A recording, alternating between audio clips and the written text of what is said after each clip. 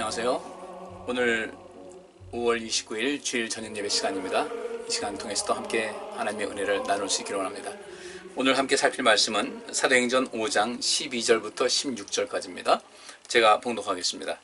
사도들의 손으로 민간의 표적과 기사가 많이 되매 믿는 사람이 다 마음을 같이하여 솔로몬 행각에 모이고 그 나머지는 감히 그들과 상종하는 사람이 없으나 백성이 칭송하더라. 믿고 주께로 나오는 자가 더 많으니 남녀의 큰 무리더라. 심지어 병든 사람을 메고 거리에 나가 침대와 요 위에 뉘우고 베드로가 지날 때에 혹 그 그림자라도 뉘게 덮일까 바라고 예루살렘 근업 허다한 사람들도 모여 병든 사람과 더러운 사람에게 괴로움 받는 사람을 데리고 와서 다 나음을 얻으니라. 아멘. 아나니아와 그 삽비라 사건을 통해서 그리스도인들과 교회 공동체 사람들이 또 새로운 각성을 하게 됐습니다. 자칫 느슨해질 수 있고 자칫 어떤 눈에 보이는 어떤 현상에만 취해서 이 복음의 그 본질에서 벗어날 수 있는 이런 위험성에서 하나님께서는 이들에게 또 다른 자극제를 주셨고 그 자극의 역사, 그 자극의 영향으로 말미암아 다시금 교회가 이제 온전한 모습으로 돌아가는 그것이 이제 오늘 본문에 나와 있습니다. 우리의 신앙은 참 중요한 것 같아요. 제가 늘 드리는 말씀인데 절대 하나님의 은혜를 잊지 말자. 그 은혜를 아는 사람은 감사로 이어지게 되고 하나님을 섬김에 있어서 하나님에 대한 감사는 우리의 믿음이 붕괴되지 않도록 굳건하게 버텨주는, 지탱해주는 하나의 버팀목이다. 그러니까 우리가 하나님의 은혜를 은혜로 알고 그 하나님의 은혜를 주셨는데 은혜로 모르게 되면 감사를 할 수가 없죠. 그래서 우리가 하나님의 은혜를 은혜로 알 수 있는 그런 그 지각력이 있어야 되고 또 영적인 그 신앙인으로서의 그 눈이 또 있어야 됩니다. 흔히 그 은혜를 은혜로 알지 못하는 경우가 참 많이 있거든요. 우리가 은혜를 은혜로 알 줄 아는 뭐 인간관계에서나 하나님과의 관계에서도 마찬가지고 특별히 하나님과의 관계에서 눈에 보이지 않는 하나님께 감사할 줄 아는 사람은 눈에 보이는 사람에게 감사하는 것은 자연스럽게 행하게 됩니다. 이게 하나님의 은혜를 은혜로 알고 그 은혜를 아는 사람은 진정으로 인식을 하고 그 은혜를 이것이 은혜다라는 거 아는 사람들은 자연적으로 이제 감사하는 삶을 살아가게 되어 있어요. 그리고 그 감사는 우리의 믿음을 지켜주는 또 버팅겨주는 지탱해주는 굉장히 중요한 요소다. 그래서 이제 좀 느슨해지기 쉬운 이때에 그 아나니아와 삽비라 사건을 통해서 모든 그리스도인들이 하나님에 향한 어떤 두려운 마음을 갖게 됐고 또 이 사도들의 어떤 권위, 누가 알려준 것도 아닌데 베드로가 그것을 알았잖아요. 그 사도들의 권위가 높아졌고 이런 데서 이제 교회의 권위가 더 든든해지게 되고 교회의 질서가 서 있게 되는 거죠. 이런 것은 우리 모두가 함께 관심을 가지셔야 돼요. 교회의 어떤 질서는 우리 모두가 함께 지켜야 될 그런 부분이거든요. 이런 교회 질서라든지 또 교회에서의 어떤 상식적인 어떤 그 예의, 사랑은 무례히 행치 않는다고 했으니까 이런 모든 그 무례히 행치 않는 그런 삶의 모습, 정말 우리 낮에도 제가 말씀드렸지만은 우리는 서로가 서로에게 그 하나님 나라의 그 역할 이것을 감당할 수 있어야 돼요. 그 복음이라는 것은 하나님의 복음이 있고 예수 그리스도의 복음이 있고 나의 복음이 있는데 이 셋은 항상 같이 돌아가게 되어 있어요. 한 묶음이라는 말이죠. 하나님의 그 복음 분명히 있죠. 그래서 그 하나님께서 이 세상을 살리시고자 늘 우리에게 관심 가지시고 우리가 그 알게 모르게 굉장한 은혜와 도우심과 또 지키시는 은혜를 베풀어 주시는데 무엇보다도 우리를 살리기 위해서 이 세상을 살리기 위해서 예수 그리스도를 보내셨다는 것이요. 이것이 하나님의 복음입니다. 하나님의 복음, 하나님께서 베푸시는 복음. 또 예수님께서 이 땅에 오셨어요. 아버지 하나님께로부터 보냄받았어요. 하나님께로부터 또 보냄받았는데 하나님께서 자신을 보냈다는 것에 대한 감사가 넘쳤어요. 물론 고생이었죠. 고난이 있었죠. 바울도 그 얘기합니다.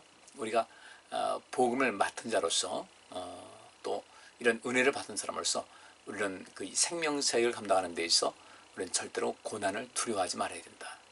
그것이 가치 있는 고난이에요. 그러니까 우리 그리스도 안에서 생명사역을 위한 그런 그 고난은 그저 고생만 하는 고난이 아니라 내 삶을 변화시키고 내 삶을 복되게 하고 영광되게 하는 그런 고난입니다. 그래서 그게 가치 있는 거예요.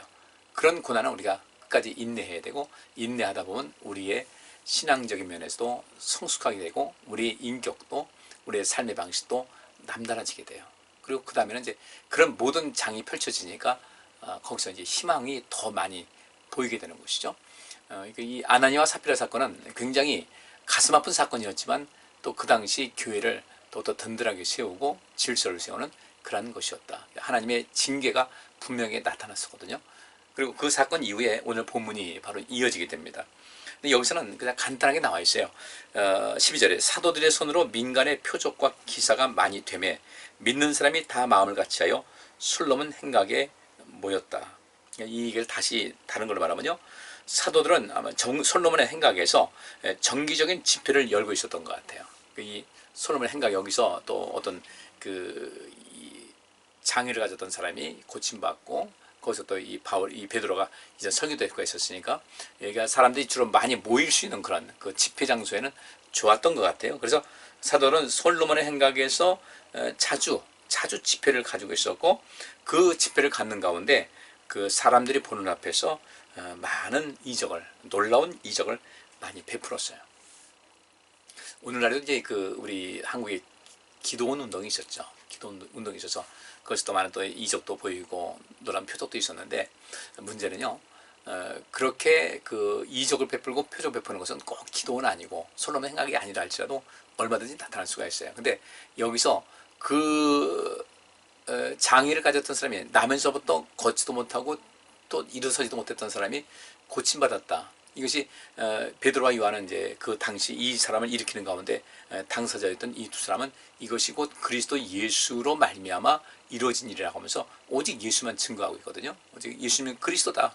그리스도 우리를 치유하시는 분이고 우리를 구원하시는 분이시고 우리를 온전케 하시는 분이시다. 그분께서 하셨다. 그분이 하나님의 아들이셨다. 이제 이 복음을 증거하는 것은 핵심적인 것이었는데, 이렇게 그 복음의 가장 중심적인 면에서, 그러니까 하나님의 복음, 예수 그리스도의 복음, 또 이것은 우리가 그 복음의 은혜를 받았으니까 이 바울은 말하길 나의 복음이다. 그렇게 바꾸면 내가 복음이다 그런 거야. 내가 복음이다. 나의 복음은 약간 약하죠. 근데 내가 복음이다.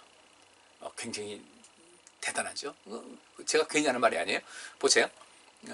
사도행전 누가복음 4장 18절에 이제 그 이사야 선지자가 한 말을 인용하지 않습니까? 거기서 뭐라고 그래요? 주의 성령이 내게 임하셨으니 이는 가난한 자에게 복음을 전하게 하시려고 내게 기름을 부으셨다. 그러니까 성령께서 우리에게 임하셨어요. 성령께서 임하셨어요. 이거 자체가 복음이에요. 이 자체가.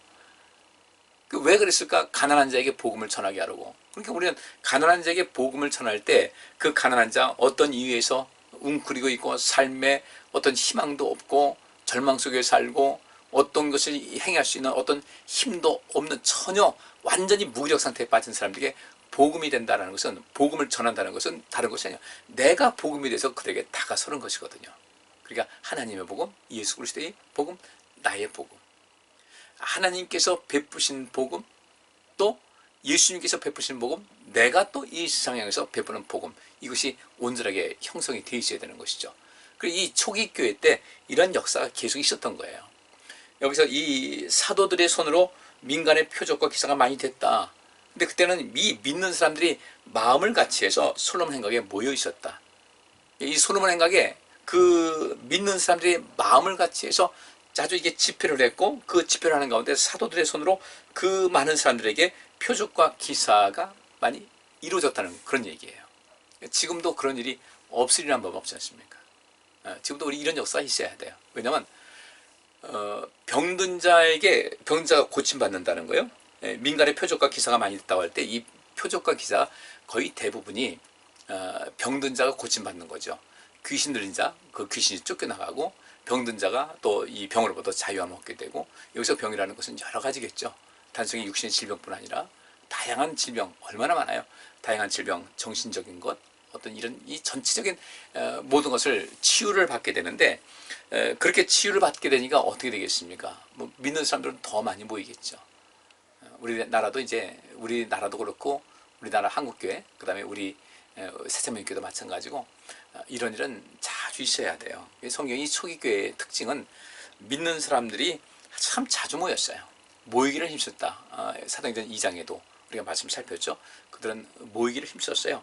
믿는 사람이 마음을 같이 해서 모이기는 힘썼어요. 그러니까 거기서 어떤 이야기가 나오겠습니까? 은혜로운 이야기가 나오는 거죠.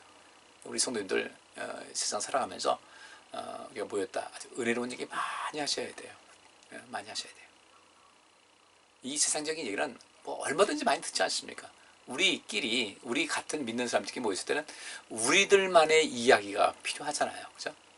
근데 우리들, 하나님 믿는 우리들끼리 모였는데 우리들만의 어떤, 우리들만이 할 수 있는 그런 이야기는 빼고 여전히 세상에서 하는 이야기만 가지고 대화의 중심을 한다는 것은 조금 주님 앞에 부끄러운 거예요. 그러니까 누구든지 우리 성도님들 어느 모임이 있다, 뭐 이렇게 할 때 누구든지 그 앞에서 앞장서 가지고 대화가 이건 우리의 격에 맞지 않다. 우리 좀 이보다는 좀 격이 높아야 되겠다는 느낌이 드는 분이 한번 거기서 꼭 우리 말 이런 다른 걸 합시다라고 그렇게 얘기를 안 해도 돼요. 자연스럽게 말꼬리를 이렇게 말머리를 이렇게 틀어나갈 수 있는 그런 그 기술이 있어야 되거든요. 그래서 기술이라는 것은 단순한 테크닉이 아닙니다. 하나의 예술이에요. 그래서 그렇게 내가 한마디 어떤 것을 그렇게 이 말머리를 이끌고 가게 되면 자연적으로 따라오게 돼 있어요. 왜냐하면 그것은 하나님께서 기뻐하시는 그런 대화 내용이기 때문에 성령께서 즉시 개입해 주시거든요. 왜 성령께서 가만히 계시겠어요? 그런 것을 기뻐하시는데. 그러니까 우리가 그렇다고 해서 우리 모여가지고 일반적인 이야기 하지 말라는 얘기 아니에요.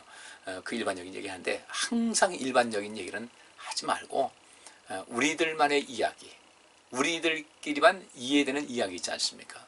세상 사람들에게 암만 가도 그들은 이해하지 못하고 뭔 말인지 모르는 그런 이야기. 근데 우리들끼리는 통하는 이야기, 하나님 이야기, 예수 그리스도 이야기, 은혜 받은 이야기, 또 나의 삶의 어떤 고민 이야기, 이걸 두루두루 하다 보면요, 그 속에서 이 당시 초기 교회 때 사도들의 손으로 민간의 표적과 기사가 많이 나타난 것 같이 우리의 삶에도 그런 역사가 나타날 줄 믿습니다. 우리 삶에 굉장히 큰 활력이 넘치겠죠. 그죠? 그렇게 해야 돼요. 그런데 이렇게 믿는 사람들이 마음을 같이 해서 다 마음을 같이 해서 솔로몬 행각에 모여서 자주 집회를 갖고 그 집회 속에서 많은 기적이 나타나고 표적이 나타나고 놀라운 일이 일어났는데, 근데 이 13절 말씀 보니까 그 나머지는 감히 그들과 상종하는 사람이 없으나 백성이 칭송하더라. 그 나머지 뭐예요? 이 믿는 사람들이 다 마음을 같이 해서 솔로몬 행각에 모였었는데 거기에 들어오지 못하는 사람들이 있어요. 기꺼이 들어오지 못하는 사람이 있어요.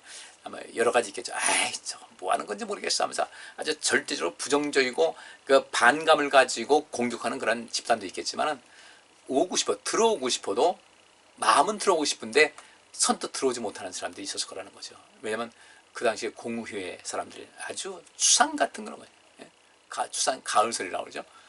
그 아주 차갑고 굉장히 위협적인 그들의 눈치를 보느라고 이 그룹에 들어오지 못하는 사람도 상당히 많이 있었는데, 근데 여기 그거예요. 그 나머지는 감히 그들과 상종하는 사람이 없었어요.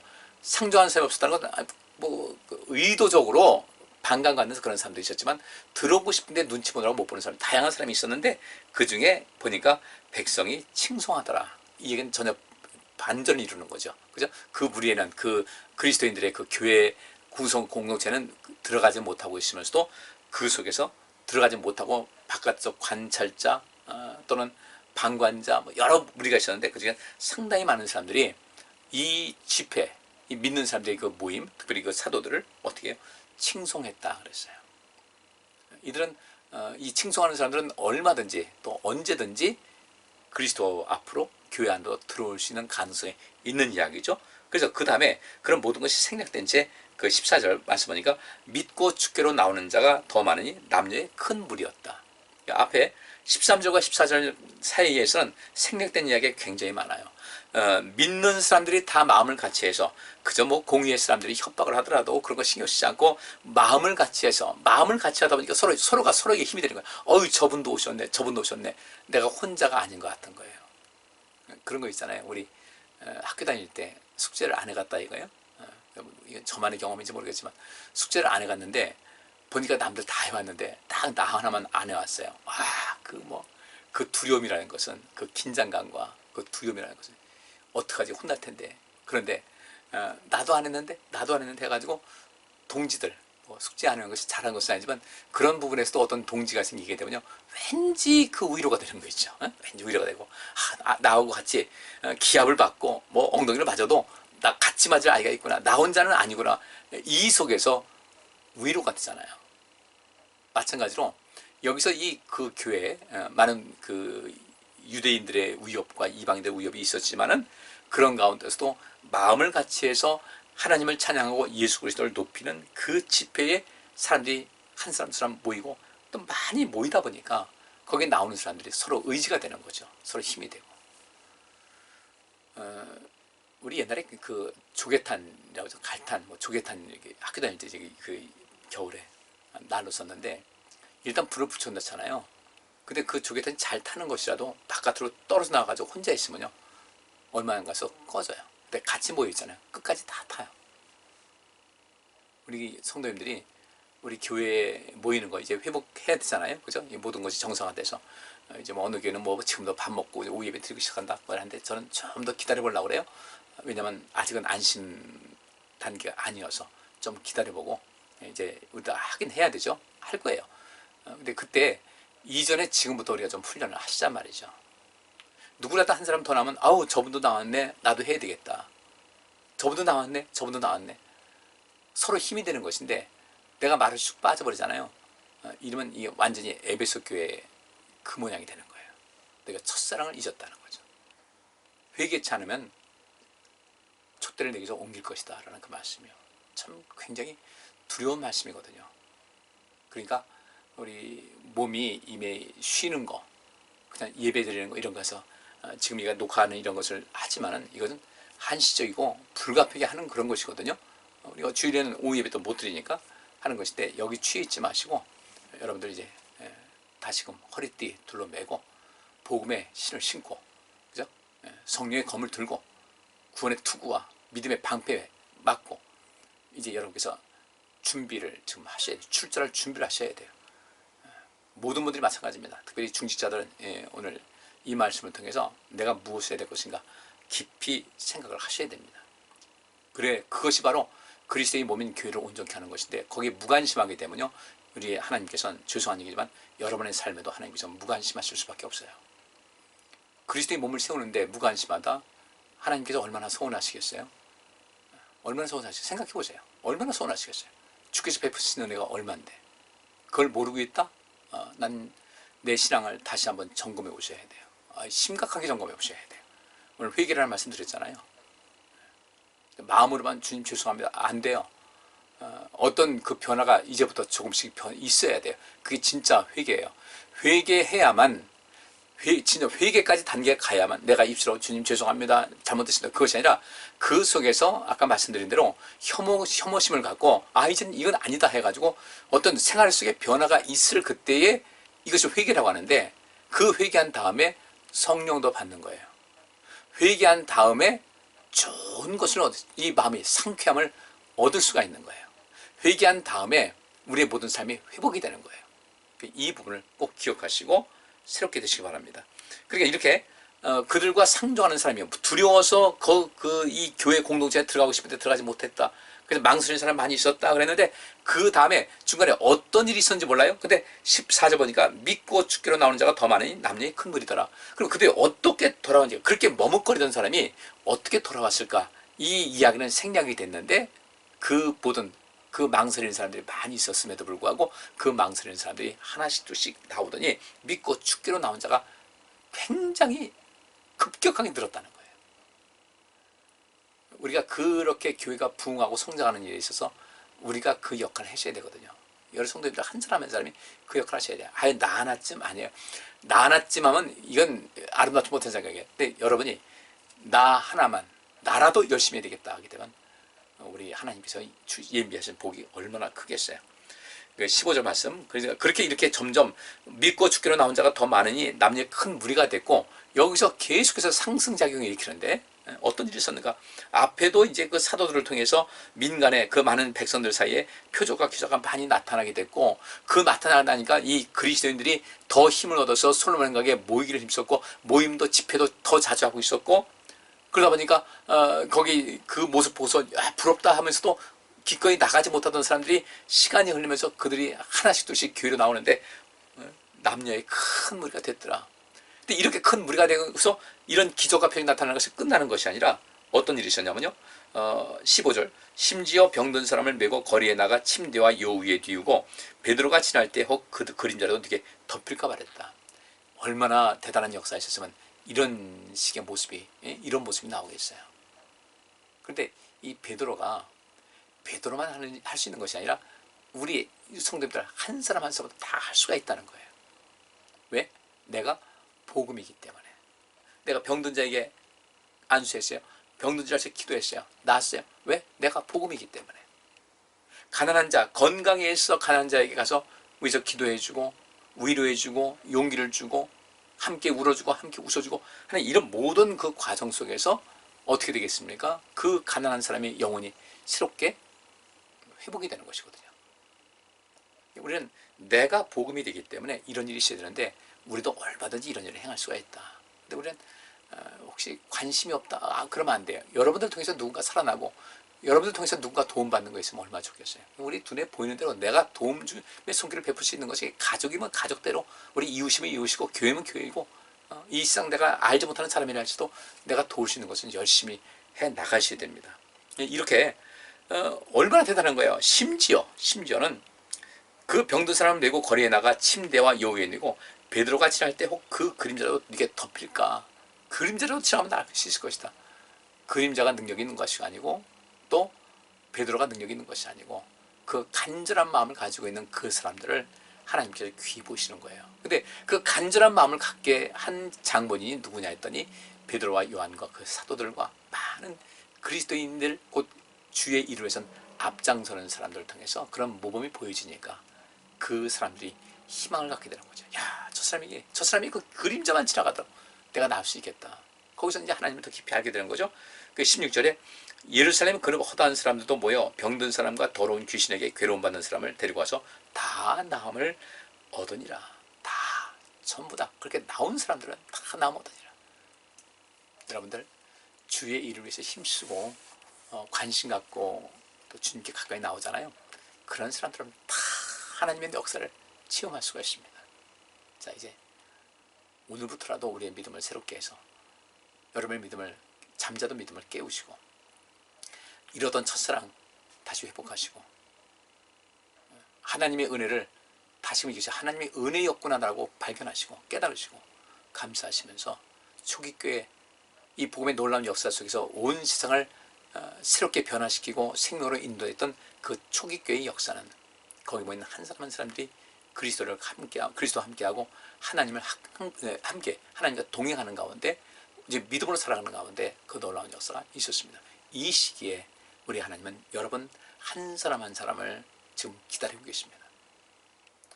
우리는 하나님께 I need you, 난 하나님의 도우심이 필요합니다. 우리만 외치는 것이 아니에요. 하나님께서 이렇게 말씀하십니다. 우리에게 I need you, 나는 내가 필요하다.